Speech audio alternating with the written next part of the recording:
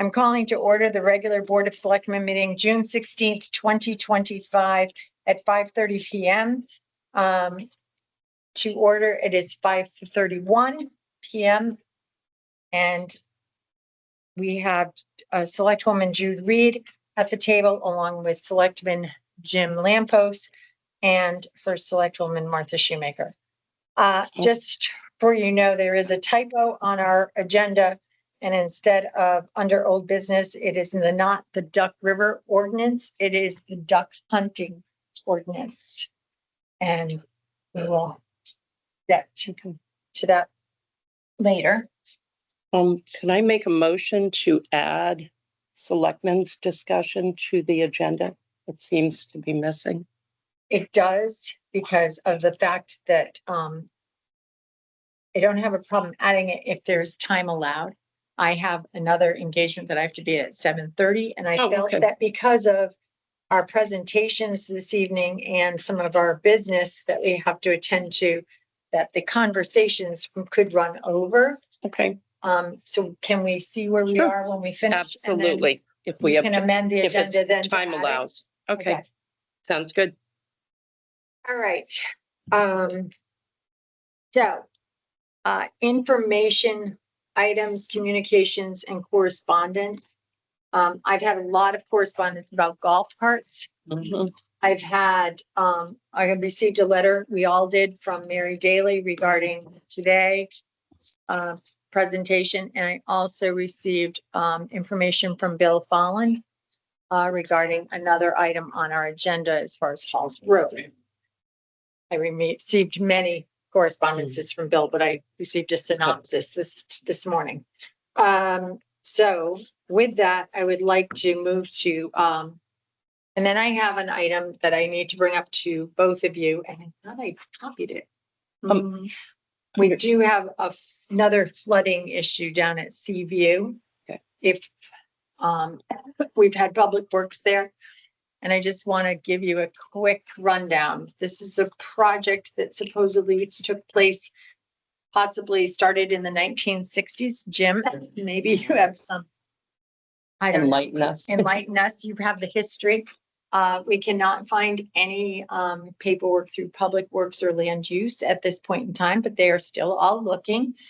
There was some type of a drainage system that was built from the marsh land off of Seaview under the road to a catch basin, and then through some property to a device, big concrete. I haven't seen it. It's it's hidden under sand. It has a manhole cover, again, hidden under sand. That had some type of a system in it where it could stop the water from flowing in, but allow water to flow out to Long Island Sound. And there were pipes that went from there to Long Island Sound. Some point in time in 1998, there was a marshland restoration project that was done through DEEP. Tim was in office at that time, and I did find his files, and I'm more than happy to send you what I have so that you'll know about it. At that time, they replaced some of the pipes going into Long Island Sound, and those, I think, during a large storm at one point were in disrepair. I am not sure who repaired them, whether it was part of the people in the association that were being bothered by this, or whether I think Public Works has come to their aid a few times. And now we're at the same situation that we had at Hawk's Nest, where we have the pipes now have blown out. If this is the water line, the pipes have disengaged from here. So now the sand fills in. It is not anywhere near as nice as the sluiceway was. And that's saying a lot. Okay. And so Mother Nature comes in, covers it with sand, nothing can get out. And we have the people on the other side of the street are backing up. The marshland starts to raise. We have some residents that have 15 inches of water in their garages at these times. Yep. So, I had a meeting in April with Deep. And they said, oh, we'll come in and we'll do the fix to get it flowing, so it'll be good for the summer. And they were supposed to be there by May Today's 31st. Did not happen. They're saying now they can't get to it till September because of all the people on the beach. They need at least 3 to 4 days, and they don't want to ruin people's summer. But in the meantime, they're ruining our summer because I cannot allow residents to flood. We have some wonderful people who've allowed us easement, but the backhoe goes down. And Public Works has said we cannot leave this open Mhm. because it becomes like quicksand. Yeah. So we opened it today for an hour, let it run, filled it back in, leveled it out, made sure it was safe, but we could be there every day. Mhm. And that's not going to go over well for the residents because it's not going to go over well. Let's just put it that way. So I'm going to bring this up at Board of Finance again tomorrow night. We're going to have to look at a long-term solution to this, but Deep has promised me that they would provide us with some type of grants that we Mhm. could apply for. Can you give me the actual street address? It's Seaview.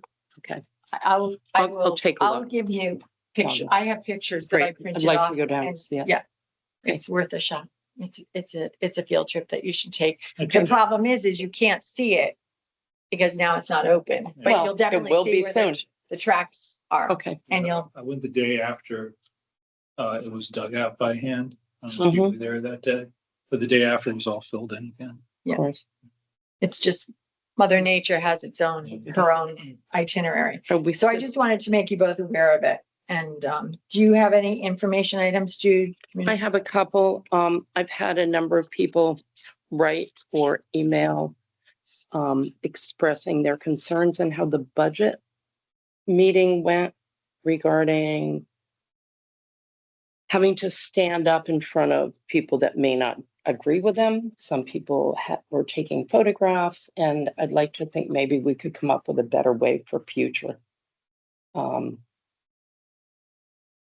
That and back to the golf carts, a couple of people from Point of Woods asked me how and who will enforce the ordinance in the private beach associations. Well, once we have an ordinance, the police, well, first of all, it's not in the private beach association.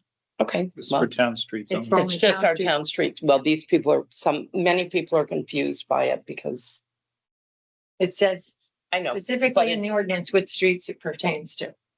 hopefully their meetings, they've been able to ask those questions and reassured that. Yeah, I have a security meeting with all the beaches on Monday, so You I might want to can clear remind up them. anything there. So, Anything else? Of course, a few people keep asking me about Hag Landing Mhm. for updates, and I know you met with people on April 3rd, You can't. and now it's till June Mhm. 16th. Yep. So I don't know if we can have another You have executive pictures for you. section. Thank you. I do have pictures for you. Here you go. I thought I had them. Okay, that's Seaview. And that's all I have. Jim? I received, I think you all did too, correspondence from Mr. Stephen Ross Mhm. on golf carts and procedures at town meeting. And we had a very productive discussion, and I received Yes. a number of emails from Mr. Folland also about also Correct. the process. Right. And. Okay, so and Mr. Ross should know that. I mean, I know he said he thought it was illegal, but to tell you the truth, it went through all of our lawyers, so I'm pretty sure. No, we had a very productive discussion. Okay. Oh, you met with him? That's great. Okay, public comment. We are open for public comment. Is there anyone in the audience who would like to offer public comment? Dennis, come on up.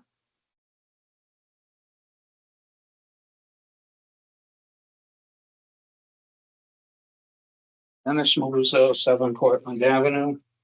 I'm gonna ask you to speak up nice and loud. Oh, no problem. I'm Okay. Sicilian. We do that often.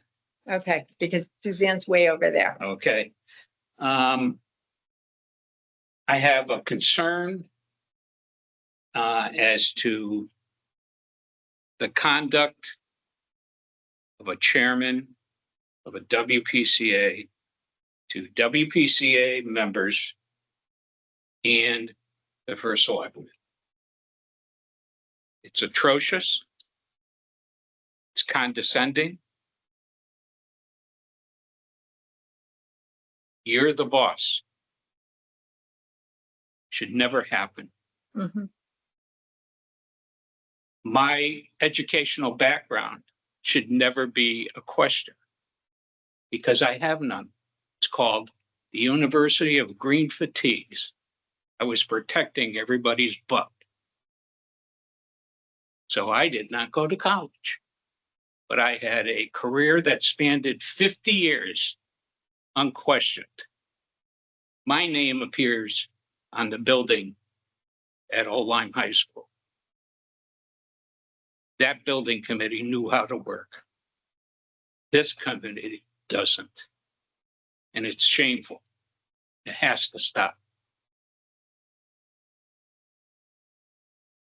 There's going to be a presentation by the chair about the update on sewer project. We were commissioned, Mary Daly and I, to work on the EDU calculation for homes, mixed use, and commercial. I've never done anything like that in my lifetime. But the people that did, the town paid $25,000 to the Karen company to come up with that idea. 303 pages worth. Not used. Pushed aside. But had the audacity to call into question our company that did that same calculations, but came out less. And that was Nadeau Appraisal, the premier appraiser on the shoreline, located in Guilford. Is that NADEAU, NADEAU? Yes, Thank you. and I can give you a copy of that if ever you need it.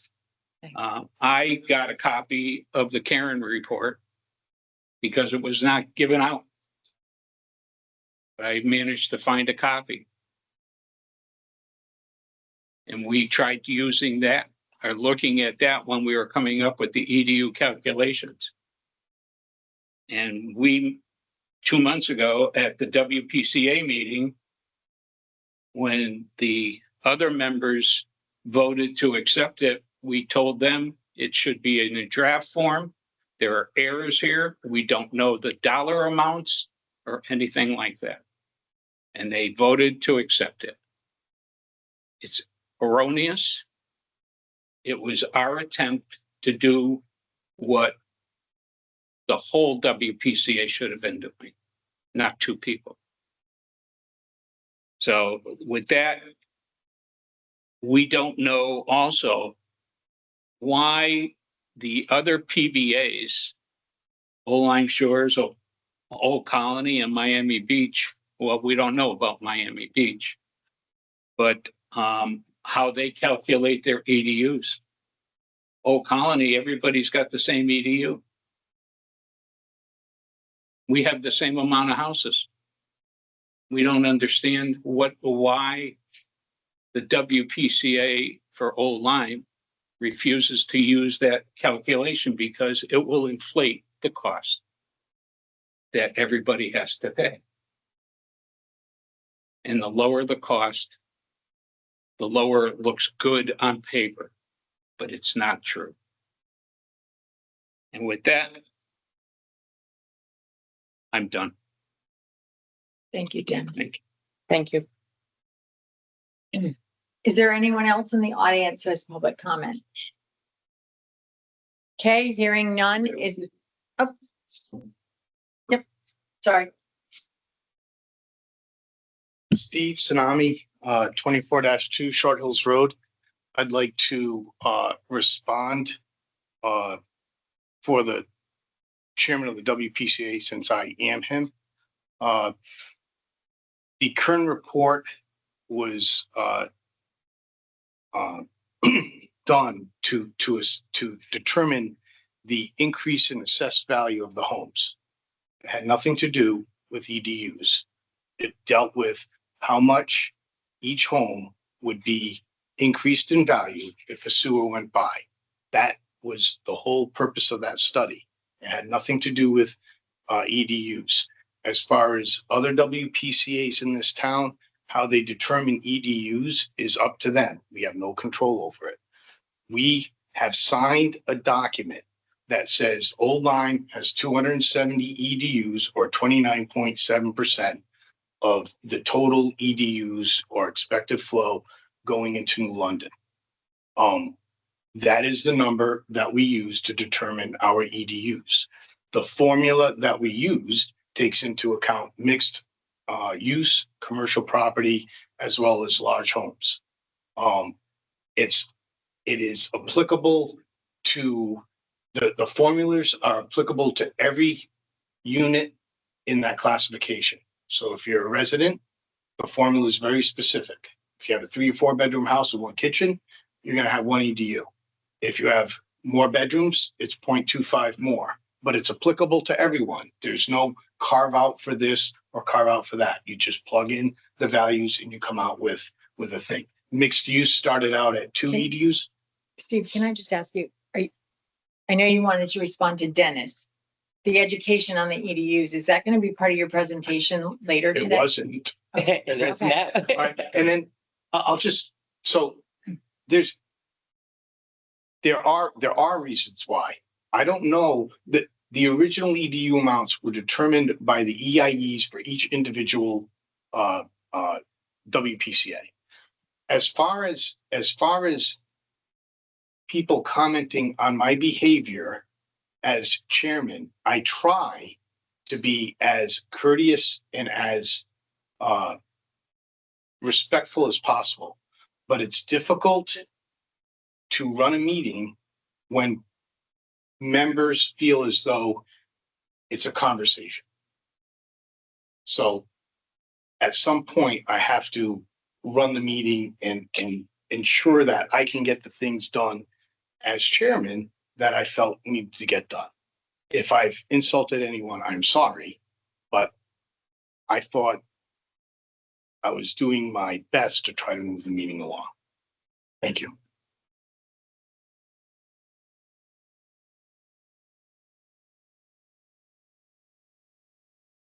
Okay, is there anyone else in the audience? Okay, we'll move to online. Is there anyone online that would like to offer public comment? If so, please, I think you can raise your hand or put chat something in that we can see you.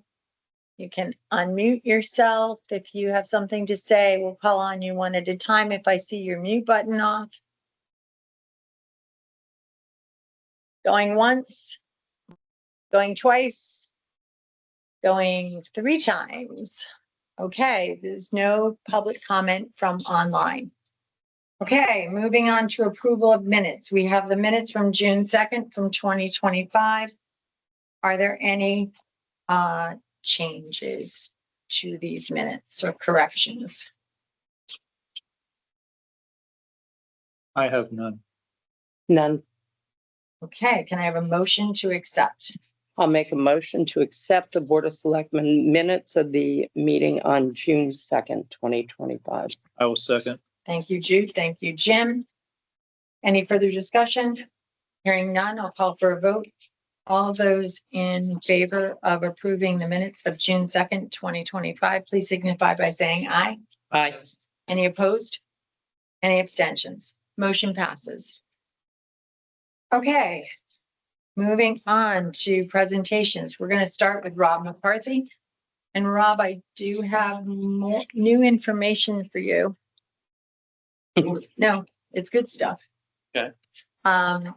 Anita Mancini was kind enough to find all your new legislation that says that you'll be able to possibly do what you do and not get taxed. Hope so. So, And that was, well, that's our understanding is that it's no longer Right. taxed. So, so that was Up from, to $600. oh, okay, so Anita, I haven't had time to read it because I just got this at 5, but we'll talk about that. Okay.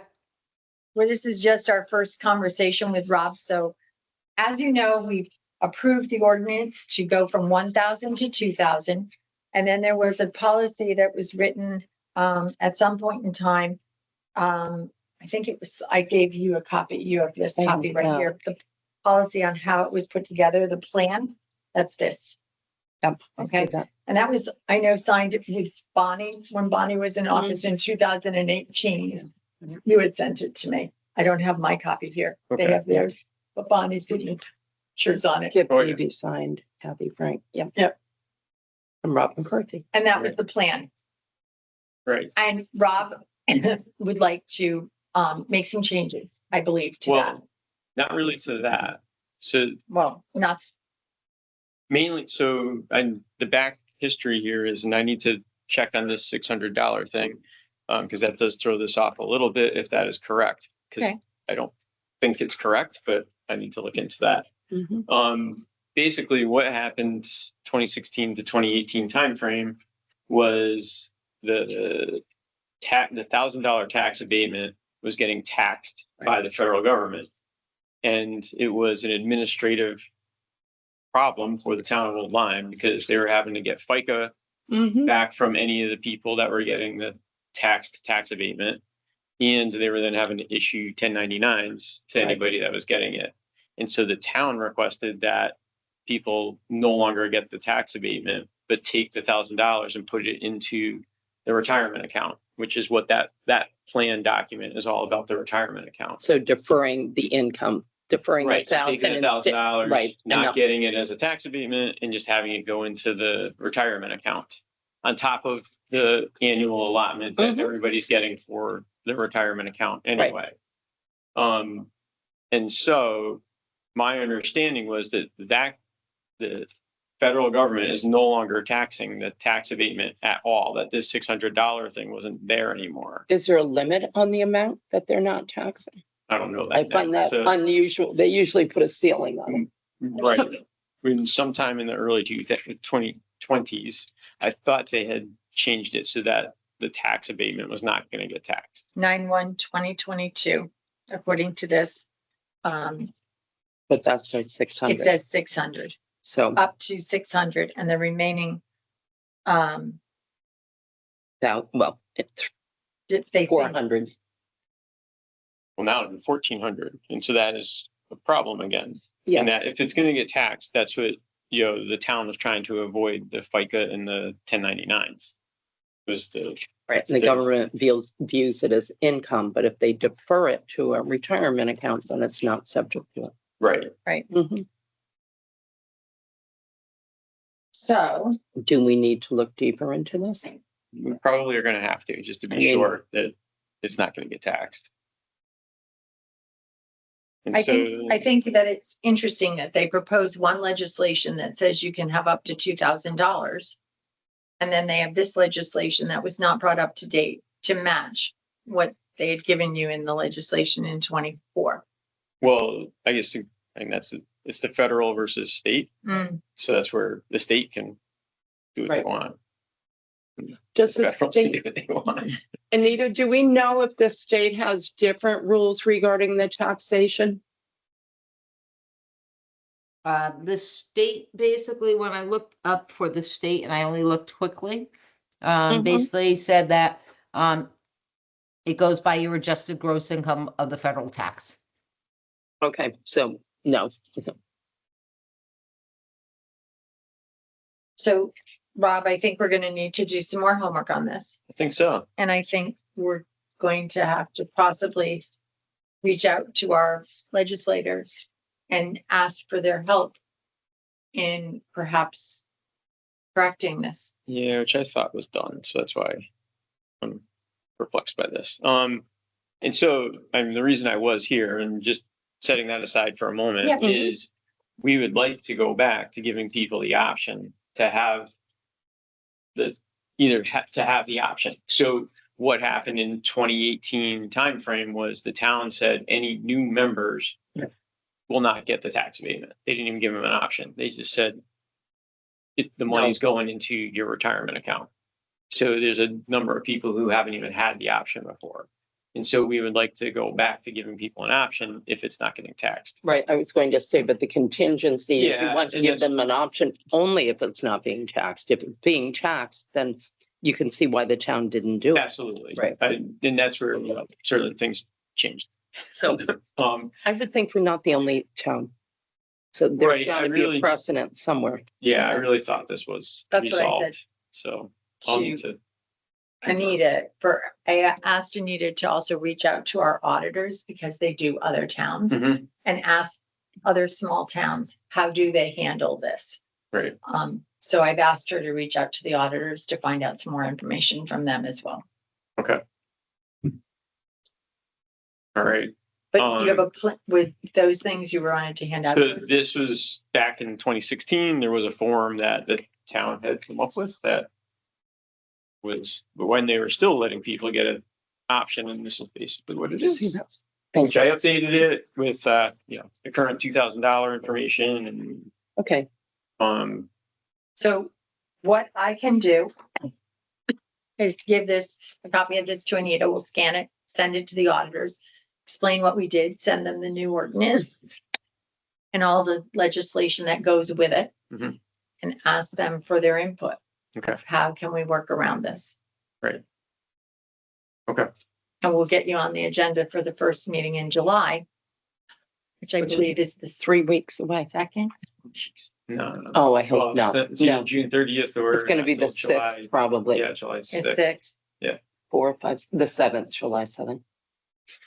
Okay. Yeah. So It's July 7th. that's fine. The only dilemma, and it is what it is, I guess, is, you know, taxes are going out. But this is policy and does not require a town meeting. Well, I'm just saying that people's tax bills are Are going due. out, and I haven't actually sent a list yet to, Anita no, Or- Anita or, or Suzanne. Suzanne, Suzanne's out this week anyway. which I can get her the list of, there's about 20 people that have been getting it, 22, I think. Mhm. So I can send her that same list essentially from last year. There's the 22 people.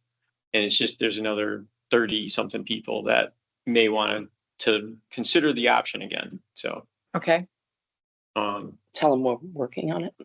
yeah, but I guess it's just the fact if we that, need to have a Correct. special meeting for Taxes. just you on the 30th, we could do that. If we have the information from the auditors, okay, well, are you around? I'm not sure what time I get back. No, oh, that's right. I'll We be out can of the try country. to find another time, right? That's your Any- return date. Yeah, So after the that's fine. 30th, We I'll be can, here, first or second, I'll be around. let's see what we can find out this week from auditors, or we're in, not in Thursday, but because of the holiday, but Okay, let's see what we can find out. And Okay. then, we can reschedule what we need to do all right, for you. okay. And like I say, in the meantime, then I'll still get her the 22 people that have been getting it anyway. And give her a heads up that. And there they could haven't be been getting taxed. At the $1,000 level, they have not been getting taxed. Oh. IRS. So that's why I'm a little that- curious about this. Well, sometimes when we pull up legislative updates, it doesn't always come up with the most updated Right. legislative update first on the Google. So we'll continue to do some searching. Okay. Okay. Anybody else have anything that they want to say to Rob? All right. Are you good? Thanks for coming. Thank you Thank very you. much. Okay, so I did provide you both with the financials that Steve sent me on the 5th of June. So that you would have those. I don't know if there's any updated ones, but those are the ones that I sent. So Mr. Tsunami, would you like to come and explained to us, and I don't know if you've I've seen also, my email. I won't From interrupt, I today. promise. I've seen, this building has, the only difference is it says original spending authority was 9.5 million. Oh, okay, so this is, That I know is. the Okay, most up to date. sorry. I don't think it's changed. yep, It looks the same. except for the heading at the top on the left. So I'm here on behalf of the O-Line WPCA to request additional spending authority for Soundview and Area B sewer project and miscellaneous shared infrastructure. The original authority back in 2017, or no, I shouldn't say that.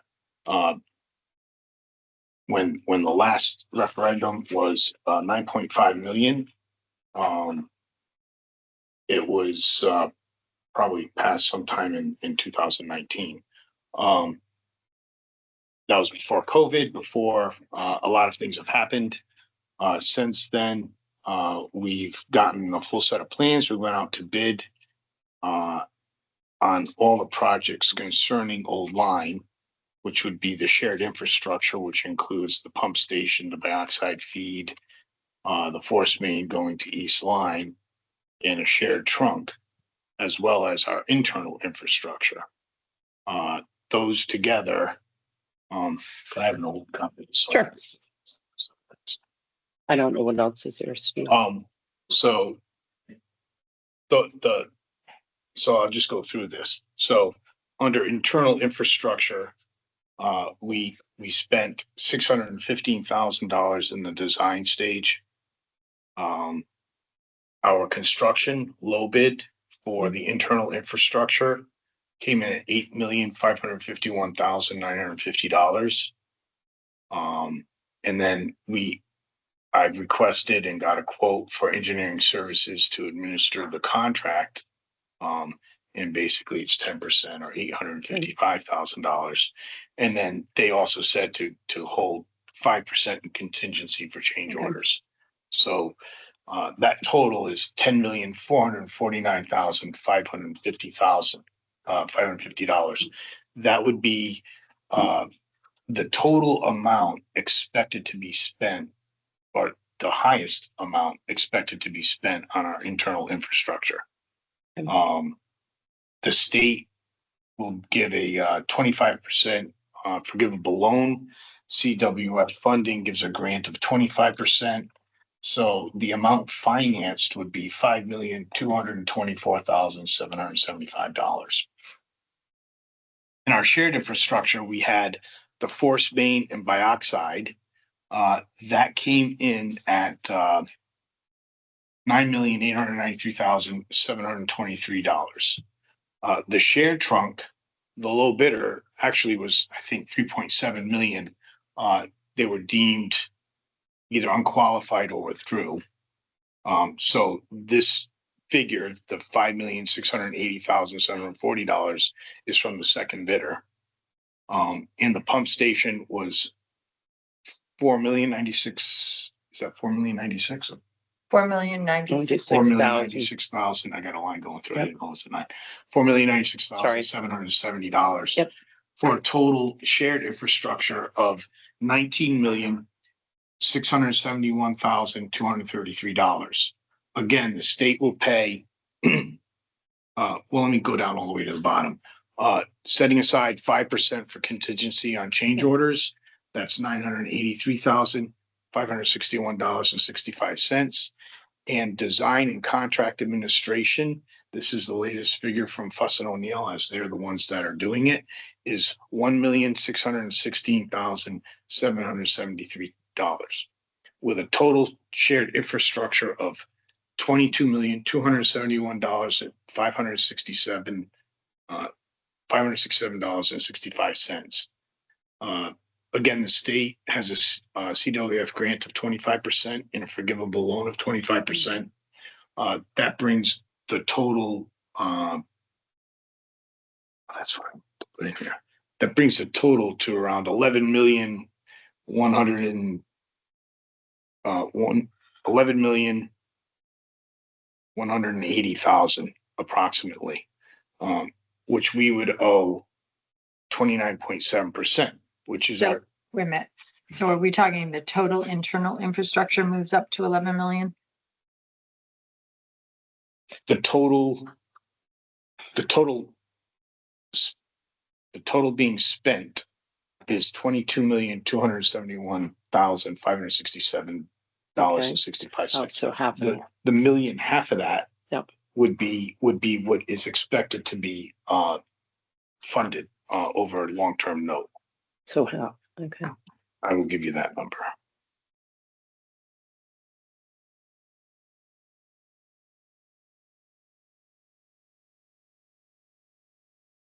So, the expected, Million. loan value of that Mhm. work is $11,135,783.83. We, as a old line, Mhm. signing the Oh, that's CSA 7. with, Okay. EDU Mhm. will be responsible for 29.7% of the total, which is of 22 million is, Got it. 6,614,655.59. Thank you for explaining that. All right, but that's the total. Mhm. We would be really responsible for about 3.3 million Mhm. of that, because once the state gives us our 50%, Mhm. I was asked to do this as totals because we're asking for total spending authority, Got it. not loan value. Okay. All right. So referendum and loan repayment. So, the total internal infrastructure is $10,449,550. With 50%, Yep. that comes down to $5,224, $224,775. Got it. Our total cost of the shared infrastructure is $6,614,655.59. The state's going to match that 25% and a forgivable loan of 25%. That brings the loan, on that money to $3,307,327.80. Okay. That's that. The total, Mhm. total anticipated costs for us is, and that would be spending costs, is 17,205,259. Mhm. Taking 50% of that, which would be what the state is going to, give us, brings us to a loan value of $8,532,102.80. The yearly payment to DEP at a 2% interest is $521,795.41. We have 270 EDUs. So cost per year per EDU is $1,932.58. The $8.5 million is lower than the $9.5 million that we originally asked for. However, council has indicated that we need authority to spend whatever the anticipated costs are, is what we need authority to spend, not the loan value. Right. Sort of like any other budget. You budget for all of it, and then you apply grants and things like that after. Correct. Okay. And I So also, it's a million less than what the original amount was in the 2019. anticipated loan value would be $1 million less. Okay. Now, I also want to say that these costs are borne by the end users. They're not borne by the town. This is not a bonded job by the town. We get funding through CWF, Clean Water Funds. We put in our invoices to Clean Water Fund. They write out a check, and then we pay our contractor. We did that with the design stage. And that is how the construction stage goes. So, Thank you. you're welcome.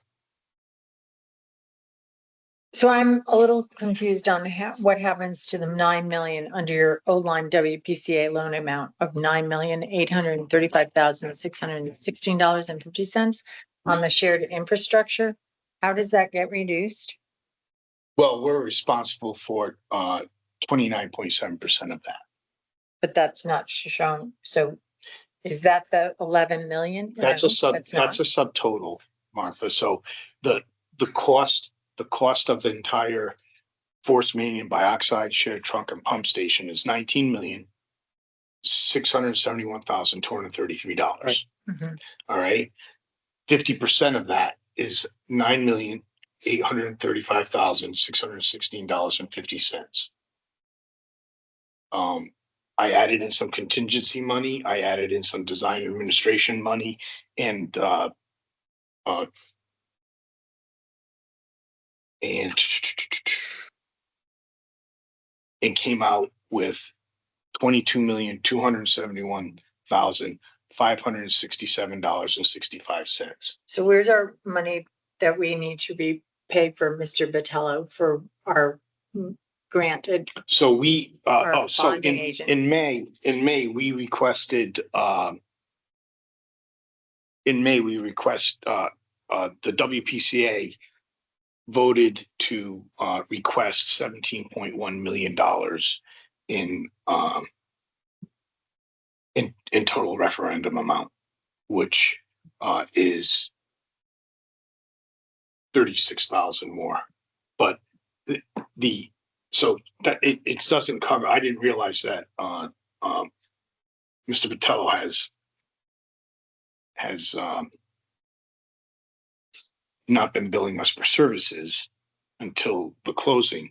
But we feel confident that 17.1 million is fine. We have a lot of contingency in here that, we have almost $2 million that may or may not be spent.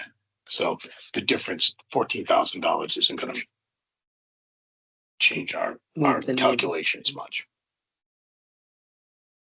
And that's what his fees were. He said they'll be around 50,000 by the time we're done. And so we're requesting an increase of spending of $7.6 million. Is that right? Yeah.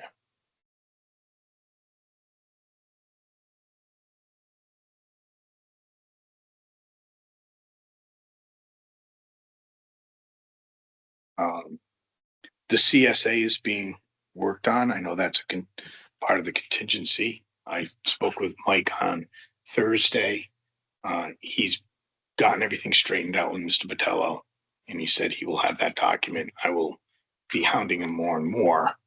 And this is the document to go out for referendum.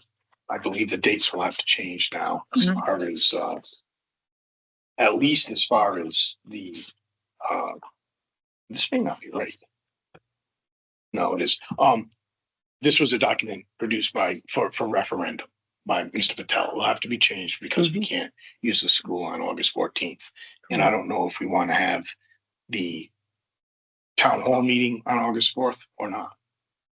How are your bids gonna hold? Are they gonna be okay to They're good hold? until October, Okay, mid-October. so maybe September once the schools are available.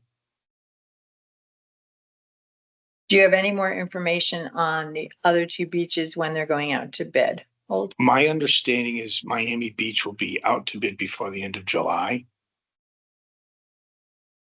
with a 1 month turnaround, The 1 month term. meaning the bids have to be back by the end of August. No, I believe they're trying to get the bids in by the end of July.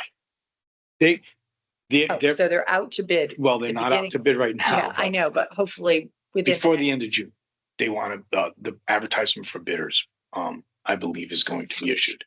Right now, they're just waiting for DEP to authorize going out to bid. Okay, Everything is at the DEP. and Old Lime Shores. Old Shores, hopefully I'll have more information on them tomorrow. We're trying to have a CSA meeting to just get a status of everyone's project. Fuss and O'Neill said that they should be going out around the same time as Miami Beach. I've talked with Jay Moynihan, who's the WPCA chair, and I don't get any indications that he's going to be bidding at the same time as Miami Beach, but I don't know how far back he plans on doing it. Because they shouldn't have too many changes in their bid documents, considering they've been out to bid before. Well, Miami Beach and Lime Shores has a huge change in bid documents. We will, that's the other, we will also realize probably a $300,000 or $400,000 credit. The health department is not requiring us to double pipe, or in case the sewer pipe with a containment pipe, in case the sewer pipe failed, 25 feet from a well. They're now allowing a Fernco, which is used in sewer work, as the containment. So instead of having two lines of pipe, you have a rubber coupling basically over the joint that contains that joint, because that's really all you have to contain is the joint, not the pipe itself. So, Miami Beach may save close to $2 million So it'll be a big change. on that. Lime Shores is pretty high too. And then will those same types of caps around those joints We're gonna be change. going on the entire trunk line all the way to the pump station? Wherever it's required, we it's are within gonna change our 25 feet, contract to right. use that because it's much cheaper. For instance, the pipe alone, I think, was bid at $275 a linear foot. With the double containment, it was $925.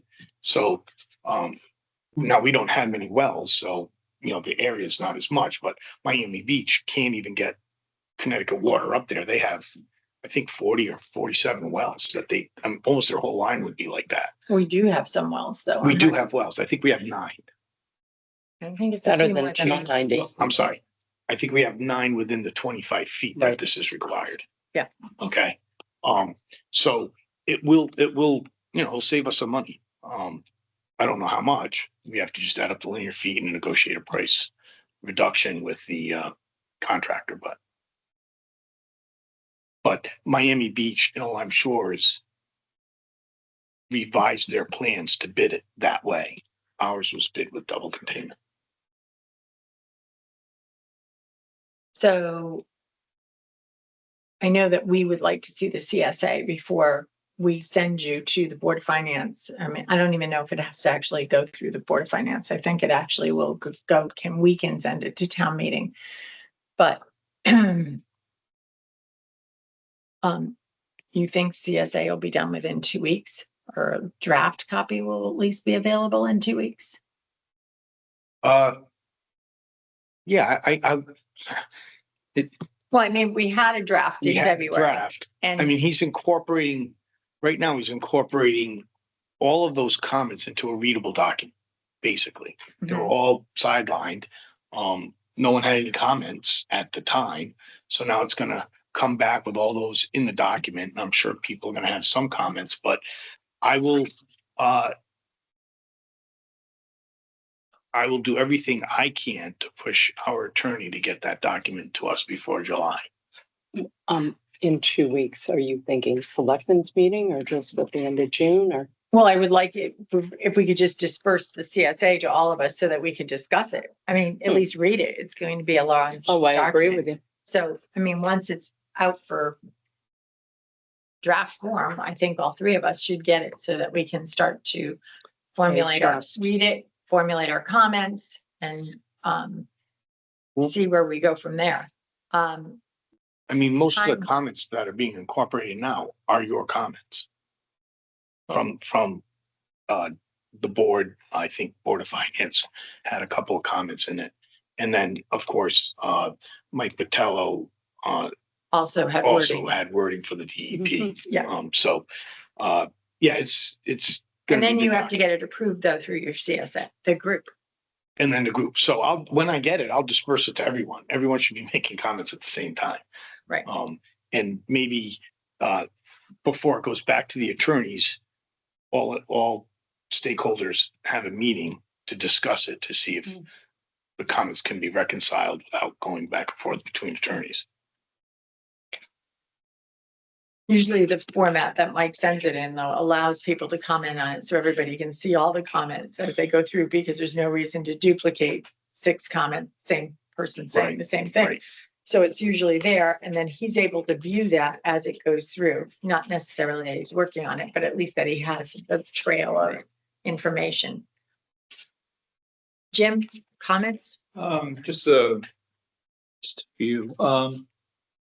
So Steve, we've been working on the sewer ordinance and the CSA as being, you know, the prerequisite to go into referendum. And I think we made a lot of progress. We saw your email about the ordinance saying that we're going to include the provision that I talked about. The CSA document you sent me on the 20th of May incorporated the findings from our meeting that we had, our joint meeting. So it all seemed to be there. We're gonna have to sandpaper some of that down and make it all, make sure it all makes sense, but seems we made progress there. The other element was the actual numbers. That we were talking about, we need to know solidly what we're getting ourselves into. And so I was wondering if we could go down each of the contractors that have bid and their status right now. So beginning with our internal Soundview Area B contractor and number and when their bid expires. Well, when they've extended the bid, I'm assuming everyone extended their bid, or I heard the pump station may not. I'm unclear on the pump station, and I haven't heard back from Fuss and O'Neill. Not only, I mean, it was last Tuesday. I read an email right before our meeting, Right. and I'm like, I don't actually know exactly what this guy is saying. And I guess I wasn't the only one because there's several others that said, well, now I'm just confused. So I don't know the status of the pump station, to be honest with you. Fuss and O'Neill has been handling that. So,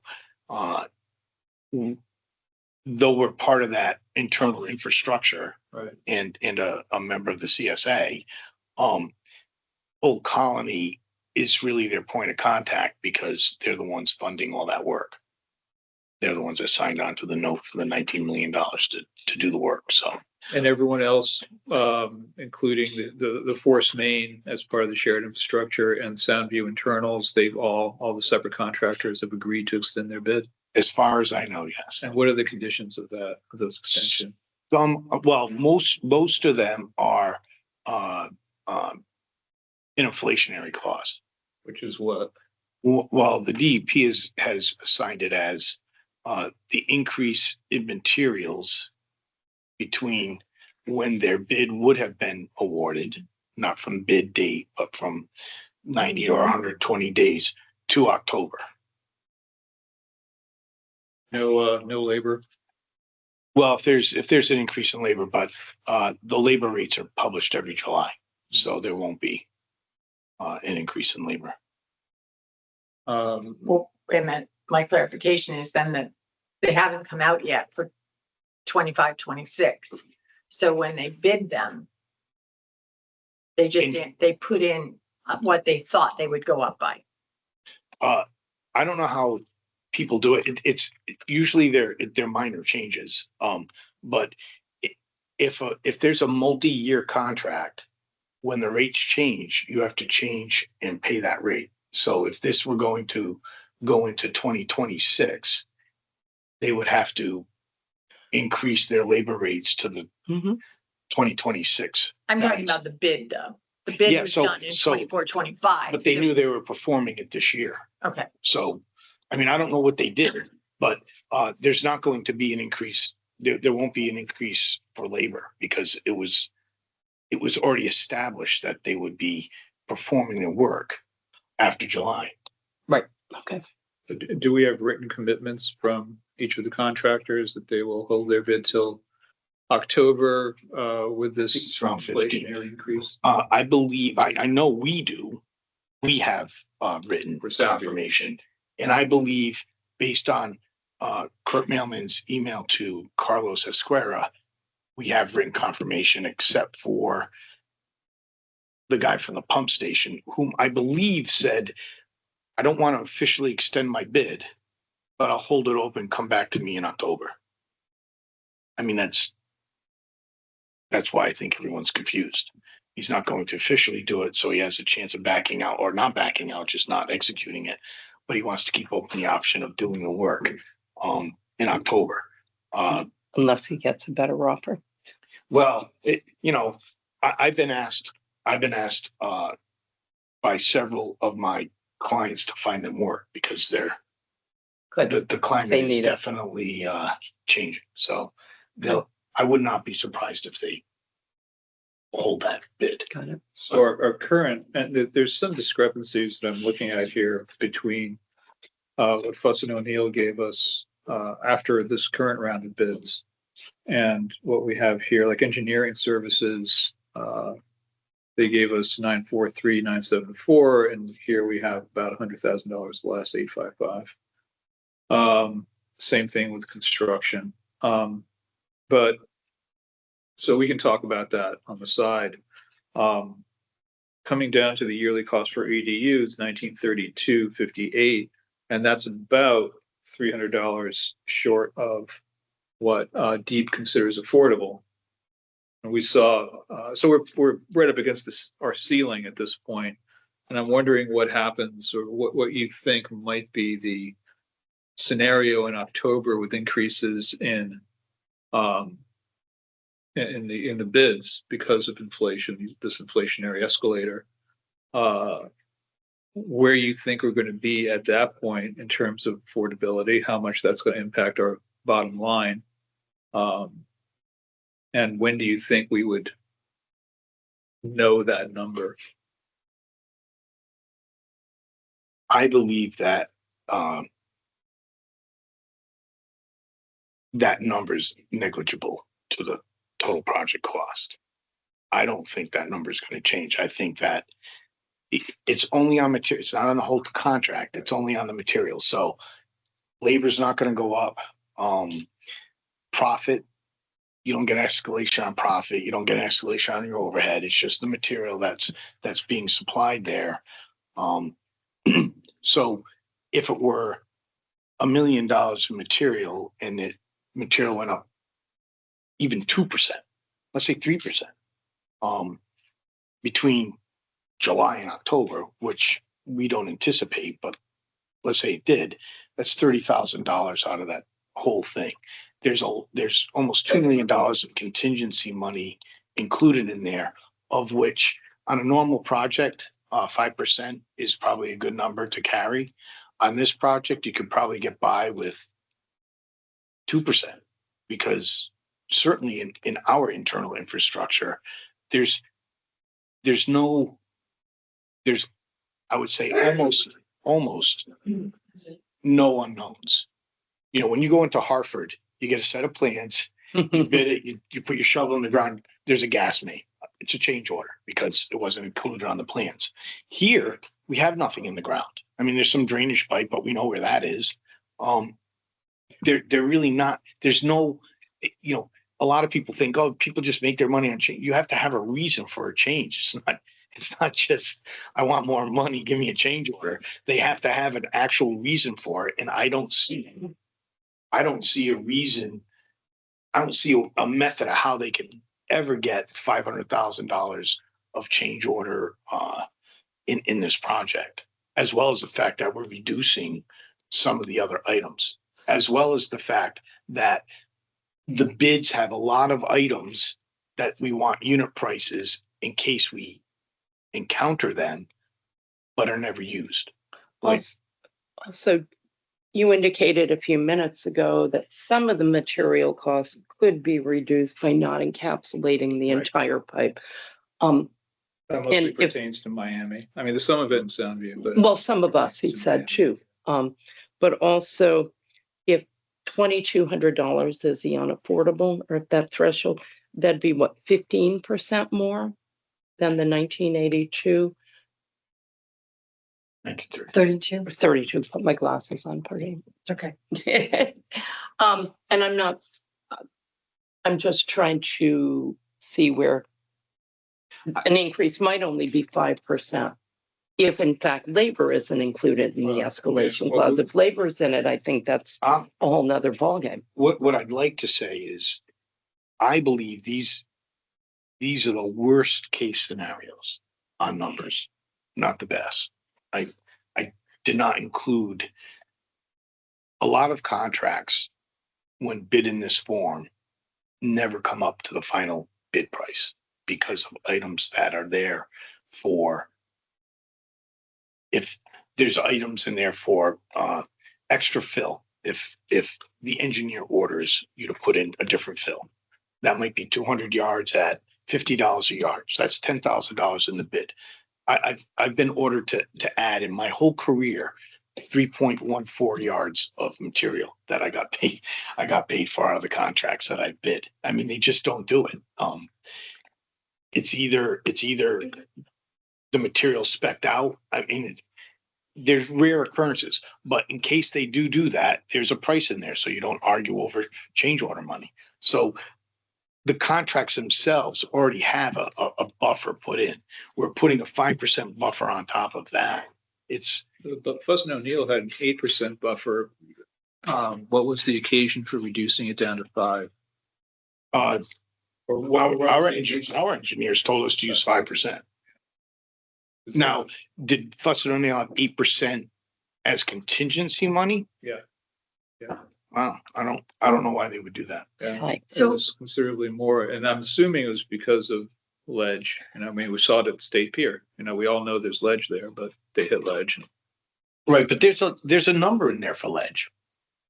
There's a per yard cost for ledge. So on my last contract, we bid $300 a cubic yard for ledge and trench. You go out, you do test holes, you find out the elevation, they mark it all down, it's all graphed, they figure out how much ledge there is, and then you blast it. And you only get paid for whatever you blast. I mean, whatever's in the trench, actually, not even what you blast. There's a number on all of our documents, I'm sure, for rock removal. Yes. So when we bid other projects, each of our contractors has also had a contingency fund. Do these contracts also have their own contingency funds I would say from the no. contractors? I would say that's not. This is a hard bid. This isn't a construction management type bid. A lot of construction management, the construction managers allowed a contingency based on the contract, so that in case they missed, so usually it's on a guaranteed maximum price. They have a contingency in case one of their subs missed something, or they missed something, or there was a misunderstanding in the drawings, and there's a change. That money would come out of that contingency, their contingency. Mhm. Also, the owner has a contingency to say, I think I want a different rug, and it's going to cost, $10,000 Yeah. more. So they take that out of their contingency. On these bids, they're unit bids. Now, I'm not saying that, I mean, obviously in the contractor's bid, there's overhead and there's profit. So their contingency comes out of their profit. Mhm. So if they messed up,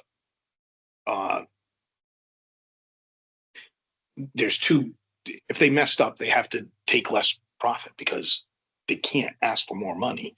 And if they default, then the bonding company takes over and finishes the job, but that hardly ever happens. That's no one, these guys aren't going to default on their contract. And the second part is the yearly maintenance costs now and the connection fees.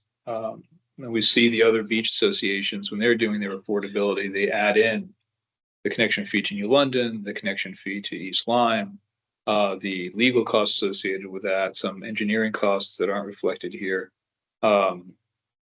Which, when Old Lyme Shores did in particular, it was very unaffordable, and all that was factored in, and they did factor it all in.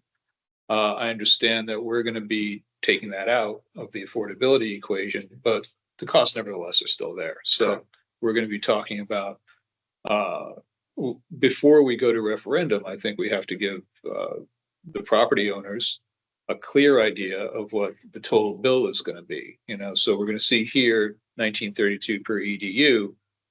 Well, we've shifted some costs over to maintenance, and that includes connecting to New London and includes connecting to East Lyme. And there's a host of other costs. We were talking about getting a breakdown of them.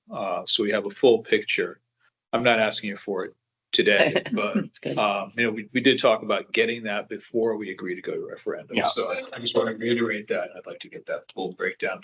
So, We're And the anticipating. taxpayers are going to want to know this before going to referendum. They're going to ask for it. so I'm bringing into, the next meeting, a document that from the state, published from the state, that says that connection fees are usually assigned to user fees. Part of this formula. It's a document that says connection fees are usually part of the user fees. They're paid over time. They're not funded. They're more applicable to user fees. It's a state document, comes from DEP. I'm gonna bring that in at the next meeting. As far as the other costs, I mean, I'll try to develop a cost structure, but in reality, the system at the beginning is like electricity and maintenance on, divide over 1,000 people. That's not going to be much. As it gets older, I mean, I can't, but I can certainly put in the hard costs for each year in New London and East Lyme. And I'll add a certain amount for repairs, maintenance, strategic Yeah, it should be maintenance noted. fund. I assume it's known what New London has been charging on average for the last 5 years. So Right. So believe it or not, the cost to treat the effluent well, that's the is cheapest not, part. is hard. That's the cheapest part. It's the cheapest part. I mean, it's like So- 2.5 cents a gallon. Yeah, so we can figure, we can come up with a number. So the average homeowner is going to use X number of gallons a year, and New London's going to charge them, Right. this price, and that we can figure out pretty easily. But the capital costs that are going to be passed down to us from New London, as well as the treatment costs and the capital costs from East Lyme, which could be considerable, need to be passed down. So those costs, I won't endeavor to figure, because I don't even know. I mean, is New London going to redo their plant? I mean, eventually they are, but I don't know when. They have capital costs they pass down. So, that they charge their users. So, Right, so we own 1.7% of that. So, but the 1.7% do, eventually you do get to real money when all this stuff adds up. I mean, So, at 100 million, that would be $1.7 million divided by 1,000 people. I mean, there are a number of these little costs that do add up. And I'd just like to see a complete comprehensive breakdown as far as we could of what our yearly maintenance is going to be, plus our connection fees, which are going to be amortized over 20 years. Because that's going to be in addition to our yearly cost per EDU of 1932, correct. assuming that these numbers actually actually hold into October. And so what I can say is I believe the average in this area is around $500 a year per user for Waterford, East Lyme, New London. We should not be statistically deviant from those figures. We have a brand new system, never mind one, I've replaced pipe in New London that was made out of wood. So In that But- New York, But 1812. Waterford's not paying East Lyme's cost. So our users are paying for East Lyme and Waterford. we're not paying for Waterford, just East Lyme. Yeah, it's true. Waterford doesn't sign up, but East Lyme but Waterford isn't paying East Lyme costs. Correct, but East Lyme is paying Waterford's cost, so I guess we're paying East Lyme. Correct, so that's true, but I'll look and see what I can do, and I'll ask what the average fee is for the three towns. I'll send you an email with, breakdowns of categories, and before our next meeting, maybe if you could just plug in the numbers. Yeah. For us. Well, I'll try. Yeah. And the CSA meeting, you're planning for today or tomorrow? Well, it was either today or tomorrow. I got no responses, so I'm gonna send out another email today. I know Kurt wants to talk to everyone. He's scheduled at the beginning so he can get off the phone and not charge us for the hour and a half that Just give us a heads up on that when that's happening. trying. Oh, I have- And you'll let me know when that CSA meeting is. Yeah, so the CSA members agreed for you to attend anytime. And I think I sent the email out to you and Jim. The problem is I have to be weary that Old Lyme is not, quote, overrepresented. So, and I can Well, you, first of all, both of us They can't both attend. can't right, attend. that's what I was gonna say. So, yes, I'll send it out. You guys pick which one wants to attend. I don't That's have a fine. problem with that, as long as it's just one. So nothing against you, but I Unless you understand. want to start taking this on. I'm paying attention, but so I have contacted BOF because that's what we agreed to, and I'm presenting tomorrow to BOF. I don't know. Okay, that's fine. Okay, Make them aware. And I just don't know if they have to actually approve it because it's not. Truly, Vicky brought that up to Mike Patello the other day when she was going through some paperwork, that I think the first referendum, it did not go through Board of Finance because it went from Board of Selectmen to town meeting. yeah, But- Mike kept saying that you would refer it to referendum. That's what, but But either way, we it's want to probably make sure good it's to, right. to, It's to better, notify. it's better to inform Yeah. everyone. And, it's also nice for the Board of Finance To know what's going on. to know in the full grand scheme of things what the town is going to be facing, as well as taxpayers just Yeah. down at Soundview. So they try to be sensitive and cognizant. So I'll be presenting tomorrow to them. okay. Anything else? I would just like to say that when I come to one of your meetings, I should be allowed to ask questions because in the end, you need my signature and a few others on the paperwork that you need to get the bonding.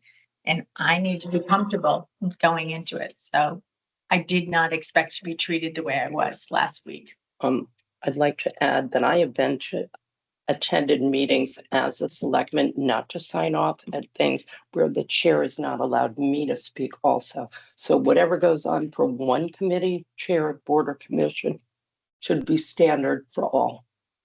All I would like to say, is that I want to I've been stressing Robert's rules. If you have a question or a comment, I ask everyone to be recognized.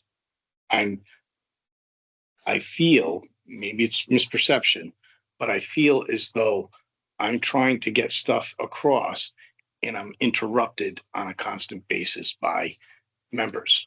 And I'm just trying to run the meeting. I take everyone's question. I don't ever ignore someone's question, no matter what. So comment, question, raise your hand, more than happy to recognize anyone. I don't think that's unreasonable to ask. Now, just to clarify in the process of the meeting, if there's an ex officio member, do you mind questions during the process? Obviously not disruptive questions while you're talking, but in each agenda item, or, because there's some questions like how I would present my questions to you. What I would like to do is give a full chairman's report. And then anyone that has questions about it can ask questions. Anyone that has comments can make comments about it. But I'd like to get through a full chairman's report in a meeting before being interrupted. Sure, but when we get to agenda items, say there's, item X on the agenda, not your report.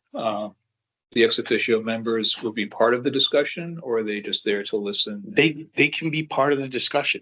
I just ask that they ask for recognition so that I can control the meeting. I don't know if that's too much to ask, but I'm sure you don't just allow people to chime in whenever they want. I now have members of the audience that I have to mute because they feel as though they can speak whenever they want. I mean, and he's upset about it. And I'm like, you're here as you can make a public comment, but you can't jump in on our meetings. He was a little upset about that. Well, said you just muted me for no reason. There has to be some, for me, there has to be some semblance of order so I can listen to everyone and get the meeting done the most efficient possible. But again, I'm sorry if you took offense. Thank you. And I would like to also stand up for Dennis. I don't think education should come into any of this. I don't think I ever questioned his education. Well, you know, there was one time, it was a heated conversation and, you know. Well, you asked for Dennis's educational credentials. Well, I asked if he was an engineer because they pointed out 67 or some type of mistakes on plans that we had just bid for our engineer. And I believe that that's an erroneous statement. I mean, we just paid someone $615,000 to design a set of plans that he and Mary went through and found 30 something mistakes on the first two sets. I find that amazing that the DEP didn't find it. No one found it except for Mary. I think, you know, I mean, there's plenty of areas where I don't have expertise. I'm not qualified this or that, but there are errors, especially when, you know, a terrain. So I think that sort of comment should be taken seriously and either debunked or, you know, there may be something there, but the qualification, I don't think should be brought in because they're on your board. All right. That's the qualification for us. Then I owe Dennis an apology also. Thanks, Steve. Thank you. I'll see you tomorrow night. Yep, I know. Okay, moving on to new business. We have an appointment to the Waste and Recycling Committee. Roger Bigger has attended a number of meetings, June 9th and April 14th of the Waste and Recycling Committee, and is excited about joining them. And he was recommended by John Flick. And I'm sorry, I do have two emails from John saying that they're excited about him coming and that he approved his appointment, but I forgot to attach it. So if I could have a motion to appoint Mr. Bigger. I'll make a motion to appoint Mr. Bigger to Waste Recycling. I'll second. Any other further discussion? I'll just say that Mr. Bigger recently retired and was looking for something to do. So this is what he's chosen, and he's got a background in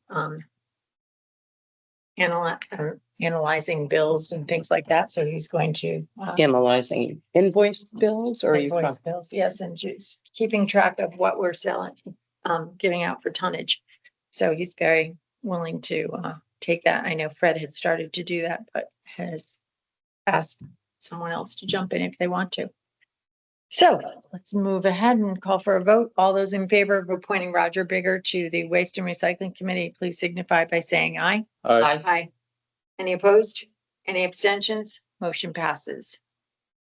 His last name is spelled Bigger. Thank you. Okay, moving on to old business, local traffic authority issue, Hatchetts Hill Road up, and I'm providing you with an update. Basically, the assessor's office is gathering all the names of the companies that reside on Hatchetts Hill, as you requested at our last meeting. And we are formulating a letter to them, talking about the use of tractor trailers going up and down and to see how many they feel that they might send per day. And their feelings on if we eliminated large tractor trailers from going up and down that road that is not really approved for that. So to get some background information from all of them, we hope to send that out at the beginning of next week. Melinda's working on it and we're drafting a letter. Either of you wish to see it or plan on it, please let me know and I'll share it with you when we get the final draft in place. Will the letter just ask for input? It's not going to express that we are closing access or anything. We are. Well, you all asked to add more input from them. Mhm. So that's what Okay. we're doing. We're asking for their input and explaining to them that the wear and tear on those roads, which were meant for residential use, and the small section that was paved under Tim's Mhm. request to add, it's really not a road that is meant to be heavily traveled on by 18-wheelers. Oh, I agree with that, So- but I just don't want them to assume that we are closing it completely and there's only one way in and out. Well, we would have to make some agreements that if someone was delivering from a Hatchett's Hill residence to someone on Flat Rock, that they could use it. Um, But we can also limit the weight of the trucks that will Right. go on it. So it doesn't necessarily mean we're eliminating all trucks, maybe trucks with excessive weight. And the question I had was, is it a town bonded road? Or is it just an access way? Well, if the town paved it, we're gonna have to say that we evidently accepted it into place. Ed said it was always a town road. It was just an unimproved road. Okay, I So just was looking for clarification. that's what Ed has said, but if you want to go back a few more years at 40, you'll have to go back.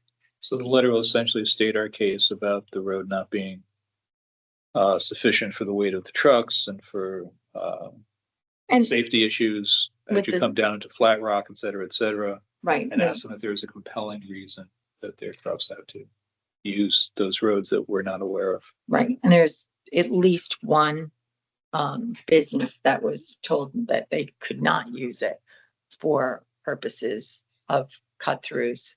And they'll have to, I'll work with Eric on that. Okay, Jude, you had done some research on the duck hunting ordinance update that you said. I have information, but I misunderstood. Under here, it says Old Business Duck River Ordinance Update. Yeah, I'm sorry. So I did not bring anything along. I can send it to you and we can discuss the next time. I have some information and conversations that took place with Eric Knapp, some local residents, as well as deep weighing in on it. So I can provide it, but again, because it wasn't on here, I did not. Okay, so I think that we'll plan on that for the next meeting, because I know that you wanted to see if we could get that into place before. The next The town next- meeting, correct? Well, also the next duck hunting Yes. season. Okay, golf cart inspections update. We have worked on 2 forms, the golf cart inspection form. And I can send you copies. These are drafts. Our inspector, I'm having a meeting with tomorrow. Who's Tony Verillo. He's a retired motor vehicle inspector for the state. And he's excited to help us. We may have to put him on as a stipend position just to have him covered under our insurance policy. So I don't know how you would like to compensate him for his services. I would assume that we're going to be inspecting between 50 and 75 golf carts in the Hawks Nest and Soundview area. Jim, you might have a different count from Soundview, but I'm pretty sure it was around 30 to 32 last year that were paid their fees. And we'll work through the various aspects. Either myself or one of the police officers will be there with him, because I don't want him unattended in case anybody Mhm. gives him a hard time. And we've set up a schedule That will be on a Google form and you'll be able to go online and sign up for your time. It's expected to take about 10 minutes. They're pretty simple types of things to go through. We have license plates that, there were some additional license plates that were left from Soundview, about 30 of them. So we have those. Those people have already registered in the past, already have their license plate. And we had quality nameplate make up some for Hawks Nest. So that both groups will have their own individual plate. We will be asking though that they supply their own flag and it has to be 72 inches from the ground. But I don't feel that we need to go to that expense, and we're asking them for $25 to register their golf cart for 1 year. Time limit. And then they'll have to get their new permit next year, but won't have to be inspected until every 2 years. Any questions? Nope. Okay. Harbor Management Commission grants, just so that you know that they were all signed and approved. There were a few changes that our lawyers asked for. One was that they had provided the wrong address on one of the grants for 228,000. So we corrected that because we thought the money should be going to the right place. So we've gotten that into place and that's all done and they should be getting to work. I know that we have a member of the Harbor Management Commission here, so they might know what's happening with the town dock. Any updates on that? No, there wasn't, because, no, there hasn't been any change. We're waiting for the ship people. It's. Yeah. Based on that, so And then, no change. okay, great. Okay, the next one is the Halls Road Improvement Committee next steps. So, we did apply for a community connectivity grant for sidewalks for one side of Halls Road. That was done, we approved it at a Board of Selectmen meeting and it had to be in 2 weeks. So we put our heads together. We appreciate you that you asked for Jen Miller, so she read through it as well and offered some suggestions. And we put it in and now we just wait and see. And if it comes into play, then, and I'm not sure when we'll find out, but it probably won't be till the fall. And if that comes into play, then my thought is that we should institute a Halls Road Sidewalk Building Committee. And I think that this building committee, just like it was done for the senior center, should have representation on it from various sides, business, town. I think that the planning commission and the zoning commission should both have representatives on the committee because they could run into some problems along those lines and they should have expertise in those. I think we need to hopefully find an engineer in town who'd be willing to sit on the committee and perhaps anyone else that you suggest. But that would be my suggestion at this point. But I'm not going to put the cart before the horse because we're not exactly sure that we're even going to get it. We are putting together for everyone's information that we've had some requests for what Halls Road has spent over the years, and we are putting that together. Anita's been working on it, and Katie is out this week, so the finishing touches should be sometime next week. You will get a copy of that once it is ready. It is going to be sent out, so you'll be able to see.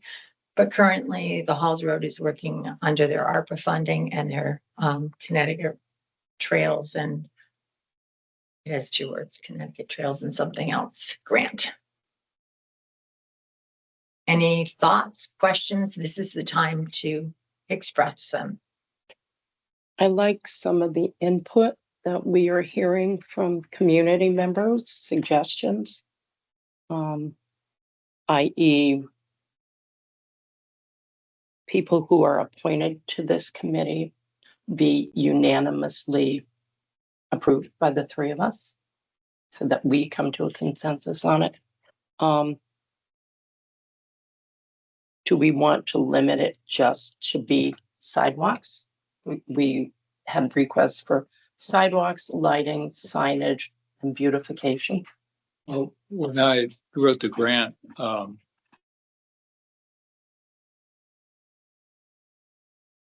don't know where to begin on it. You know, to be clear, a grant isn't just something you dash off and, you know, you give them a little plan on a napkin, you know, you have to, there's a lot of Agreed. materials that have to come I together. reviewed So we agreed on the 5th, we're going to apply for the CC correct, grant. The deadline was the 21st. correct. And we had a group of people that were supposed to come together for it.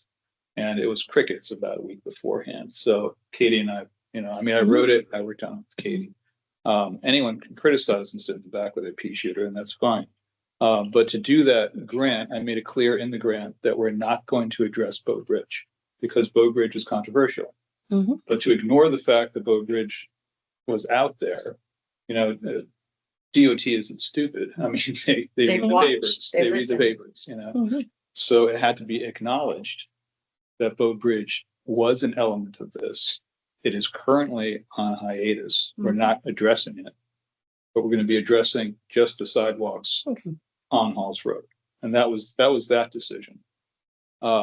And there was no time in 2 weeks to get an engineer to come up with new plans. Excuse me if you yeah. could please interrupt. I'm not Sure. disputing any of that. Yeah. All I'm saying is, do we want to limit the scope just to sidewalks? That's all I'm Well, asking. I'm- in that Like, good grant, I mean, I'll try to be more brief. In that grant, we had to use existing plans that we had paid for already. Mhm. And it was a conceptual design. It wasn't Right. an engineer, it was a conceptual design that showed 2 phases, one, the sidewalks on Halls Road, one, the Bow Bridge.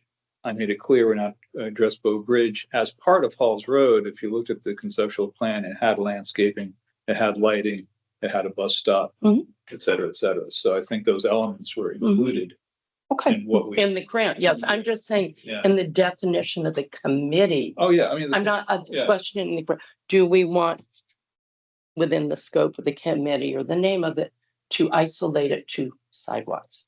well, That's the only thing I'm asking. Well, I think the committee will address the grant. I mean, that's the way I was, it's like when we did Soundview, the grant was in hand. The Mhm. committee was formed to execute the grant, execute the construction. And how But that if we was don't gonna get the look. grant, I think the community still wants sidewalks and improvement. If we don't get the grant, I think we cross that bridge at that time. Okay, and so then have maybe we another don't- Discussion. Yeah. Don't assign or come up with a committee until we find out if we I get don't it think or there's not. a point in it I until think- we get the money. I think that Until we- what if? we have I think we have to decide on the committee. One of the things that would have to be done is, first of all, we would have to come back and decide how much the design is going and plans would cost.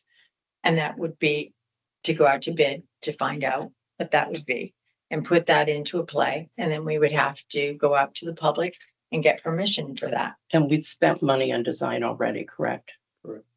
So Well, we can see concept what design. design is there. Concept design.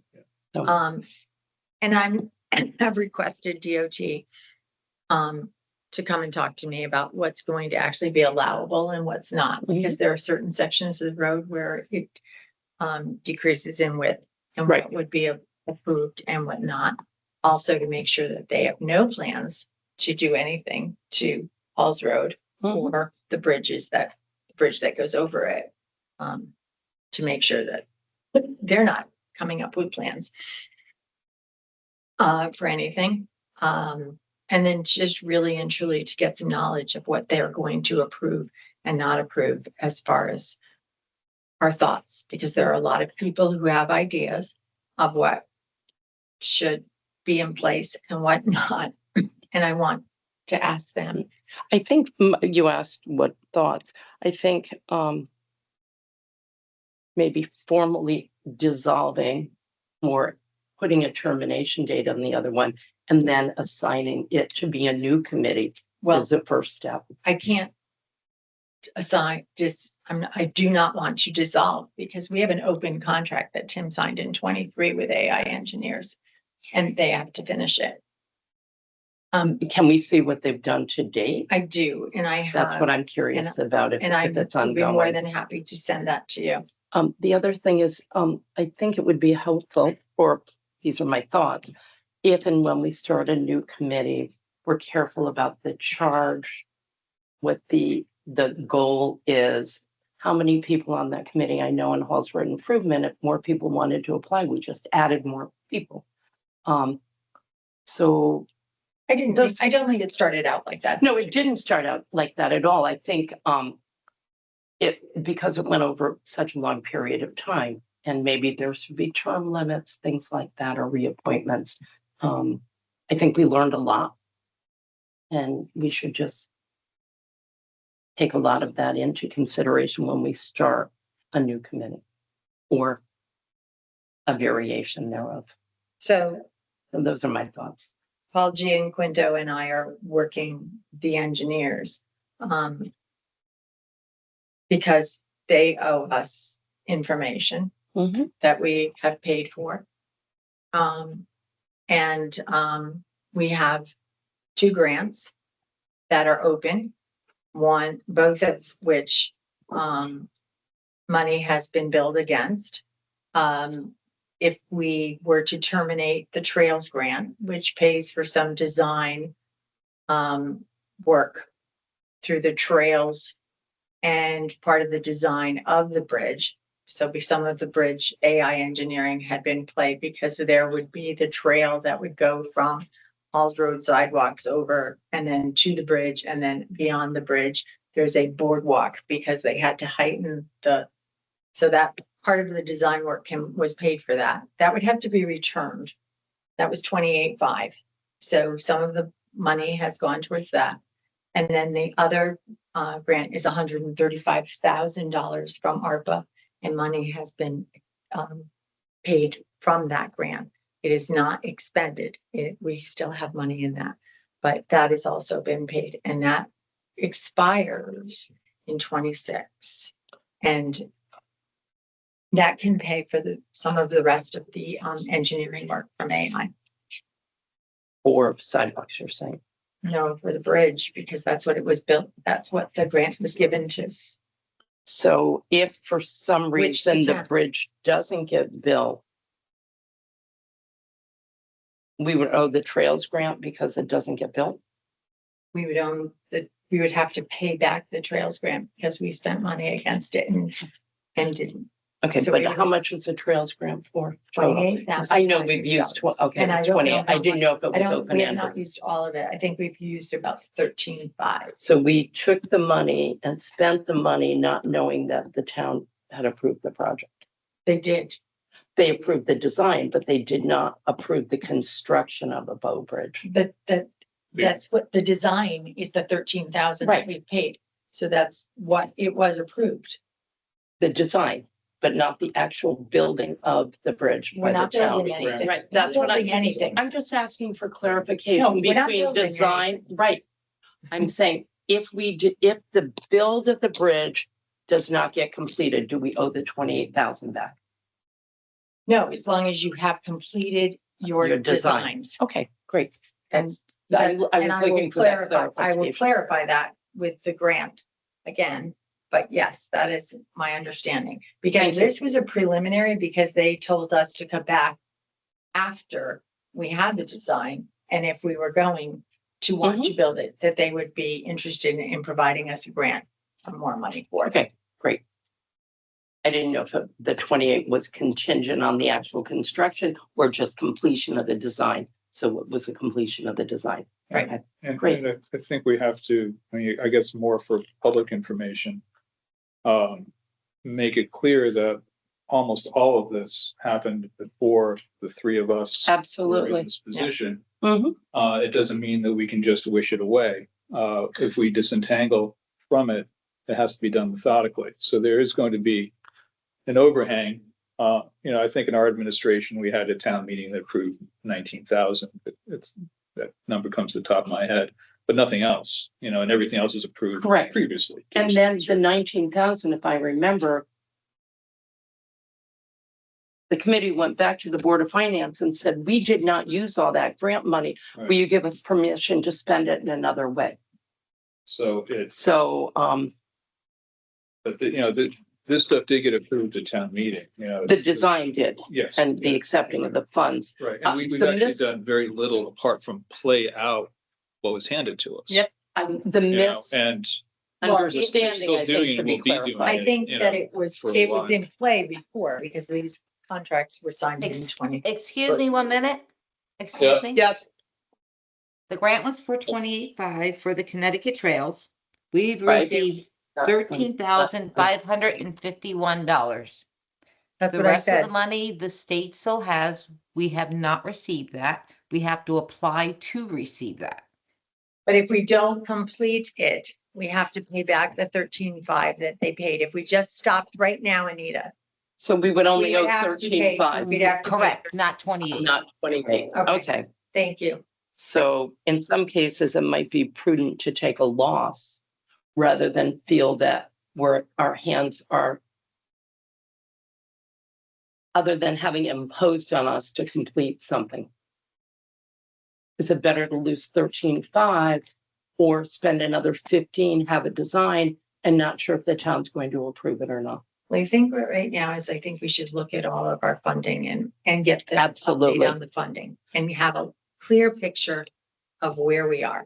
Okay, And when we have all those numbers together, and I'm sorry, but that there's only certain things that you have to save and they save them for 3 years. well, I And for some totally reason, understand that. this was put under land use other as a committee. Why? Anita and I cannot fathom why that was, because Well- most committees that were born under a select person, which would have been back in 2018, under Bonnie, usually came under the selectman's Mhm. office. And that's where it was, just like Shoreline Gateway is now and others. So I do not know why it went there, because then it becomes a little difficult to track. Because you have to go into the land use records, you have to go back through all the different accounting, and you have to see what exactly each one of those accountings were. Because And I think there's expenditures that took place that were allocated to other departments, as you just saw. That because it was not, excuse my paraphrase, it was a survey. Well, that was not allocated to anything having to do with Halls Road way back when, because, oh, it's a master plan. When the benefit of most of this all went to Halls Road, unfortunately. But there isn't a realistic way of tracking everything, and I understand that. well, we're doing our best. I think from, with all the processes and procedures we've set up, the three of us and the budgetary process, I think there's a lot of clarity now going forward. But there's just so much that we can answer for what happened before us. And to find out what our contractual obligations are. But if But if we can get a comprehensive, as comprehensive as possible, a list, because people are throwing around huge numbers that I know aren't accurate. they aren't. So I think that's the next step towards the Halls Road Just have Improvement a Committee. full review of where we've been, where we are, before we start moving forward any further. The only reason we move forward on sidewalks, and the three of us agreed to, Mhm. is that it seemed like 90, there may have been two people that just don't want government to do anything. And I respect that opinion, I get it. But most people were saying, almost everybody was saying, forget the overlay. Half the people were saying, forget the boat bridge. Just about everyone was saying, but we want the sidewalks. I never So spoke that- to a person who didn't want the Right. sidewalk and some sort of improvement. Right, so on that's why Halls we're Road. moving forward on that part. And the rest of it, I think we have to take step by step, and get people to sign on or not, or not move forward. Okay, thank you. Anything else? Okay. All right, the last time we had business, we talked about 11 Avon, sorry, 11 Avon. 18, was it 18? I think we both know the piece of property, all three of us. Some of you wanted to go back and take another look at it.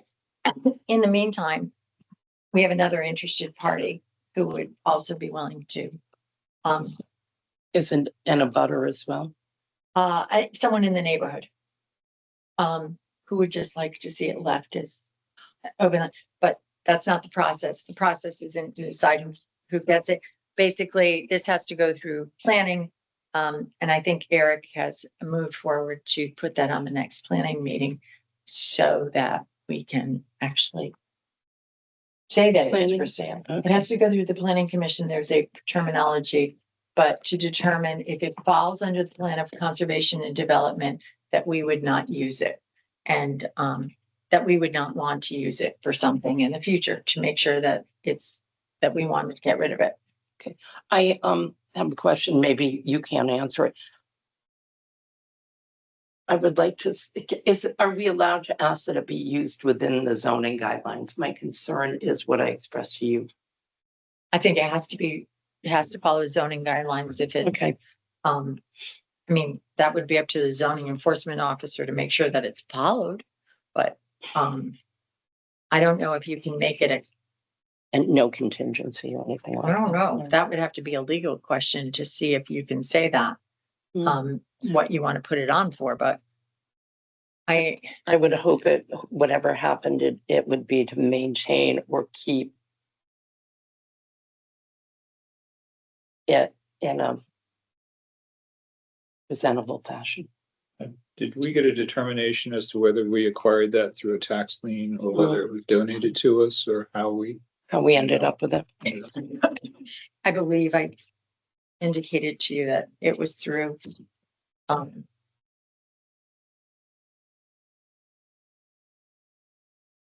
I have to still, I'll clarify with Melinda, but because she was at UConn last week, but I'm pretty sure that she said it was taken it because of tax liens or something on another property. And when it became part of an estate, we received that little portion. Okay. Okay. So that gives us, it's 7:18 and I just need to be out of this meeting by 7:25 so I can be on the road to the next meeting. So if we want to amend the agenda to do selectmen's general discussion, we can have a motion to do so. I'd like to make a motion to amend. I have just a couple of quick questions. So that selectmen's discussion can be the last item on this agenda before adjournment. I'll second. Okay, any further discussion? Okay, call for a vote. All those to amend the agenda to include selectmen's general discussion. Please signify by saying aye. Aye. Aye. Any opposed? Any abstentions? Motion passes. Okay, so Jude, you have things that you want, but we'll let you go first. I would like to perhaps schedule executive session so we can have a conversation about Chenamaheg Landing with our attorneys. That's my first one. And my second item is, I know that in, I think it was the last meeting or the meeting before, that there is a draft of the handbook. Yep. And I wondered when we might be seeing that. Well, we just have to draft it again because the pension committee rule came in with us changed, so we're changing that. Okay. Because we were not following the law. Great. So Gene Milzinski got back to me and said, you need to update this. So as soon as we have that, we will get it to you. I don't know if I'll get to it this week because Jill's here tomorrow and Friday. And she may be able to get to it, but we are also starting our conversation with the informal conversation with the Public Works Department for their contract negotiations. So we're setting up an informal meeting and then we'll get our dates for our actual negotiations. And that's where we are with that. But I'd like to get that taken care of as quickly as possible because otherwise they start getting paid July 1st. So I'd really like to get this done and signed off by the middle of July. And the last thing I had was, some of the residents in Sill Lane are still asking about traffic speed limit signage on their road. Well, I'll tell you an interesting thing that came up. And I still have to sign off on it for the state. The state has decided there are 3 spots in town that they would like to put some additional signage. One of them being, Smith Neck Road, Wolcott Lane, Mhm. and Matson Ridge. And I'm like, excuse, why? You know, and I wrote that to them today and they said, well, based on, accidents. And I said, that's what they, Okay. and I'm like, Meanwhile, I'd also like to talk to them about Boston Post Road because I really, and I talked to Amanda and the Road and Public Safety Committee that really coming into the Laysville section needs to be Oh, God, addressed. that's terrible. That we should not be going 45 miles per hour as you approach Rogers Lake. Once you come into, I think it should go down to 30 or 35. Correct. Because between the gas stations and everything, and then again, maybe after where Sill Lane picks up, Mhm. then it can go back to 45 if they deem it appropriate. But I feel that's a safety issue. Smith Neck Landing, Smith Neck Road. I said to him, I typed it. Did you do realize this is basically, it's a dead That's end where road. I go to walk it's a because dead end road. safer. But they want to put up more speed signs. Do they mean on Smith Neck or at? On the road. Oh, I asked him, I said, I don't want those stop signs back. intersection. Oh, God. No. And I told him I'd already vetoed the enlarged stop signs that had been placed there last year. And I said, I don't want a repeat of that. He goes, well, we want to do appropriate speed limit signs On Smith Neck. on Where- Smith Neck, Wolcott, and Madison. How about Turkey Crossing or something like that in Smith I don't Neck? see- It doesn't make I any don't- sense. Smith Neck. I mean, I guess, I don't know. I don't have many friends down there that live there, but I've never heard a major complaint. I guess there's one area that's a sort of a straightaway where kids can pick up speed. But if you're going down with a boat in tow, I can't imagine you're going that fast. Well, the intersection, we've had fatalities. I mean. I Yes, think that's a terrible serious intersection. But that, problem. and wait, there's another, we're getting a new crosswalk. At Smith there. Neck. On the At corner Smith Neck, itself? yes. Instead of, That's a North of that? second project from another part of DOT that wants to put that in. And this one would be activated. motion. It's a motion. So if someone's in the Right. crosswalk, but I'm not sure, I brought it to the attention. So I'll more send you- signs. Yep. Fred will be thrilled. And if we take it, we have to maintain it. They'll put it in, they'll install it, but we must maintain it. And one last thing of, And just, Yep, can I just yep. finish, because then it was brought to my attention that Ferry Landing, which is down near Ferry Road, really has 2 sections, Mhm. one across the street. There really should be a crosswalk there because that's Mhm. really a safety issue because the people who sometimes fish on the bridge cross over. They're also on the side, this side of Ferry Road, people come to picnic in the little area Mhm. at the end of Ferry Road. So they should have safe crossing. Mhm. So I thought I would bring that to their attention. But how many signs and how many lights Right. do you want? Because Well, they seem to have money all of a sudden and they're just dying to put things in. Well, I got not yelled at, but sort of accused of incompetence because once the road got paved on 156, now they're there and they're doing the rumble strips. yeah, that's my next question. And- They've taken Yeah, away I the mean, road clear, it's a dividing state sign. road, it's not So us, but- are we going to get the orange stripe, yellow stripe back? I believe we will. We'll get But it- this is we'll what get they it back. did. This is what they did on 4 Mile River Road.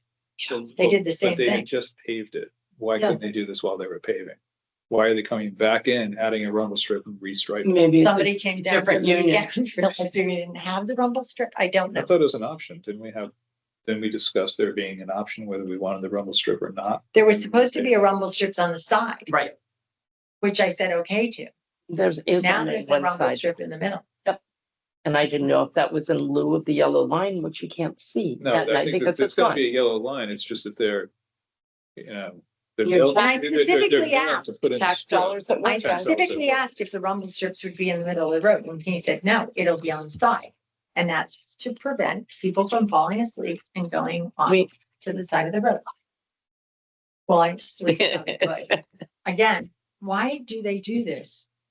Nonstop. If you want to do a good article, find out why DOT changes their mind every 20 minutes. okay, it is 7:26. I'd like to make a motion to adjourn the meeting. I'll second.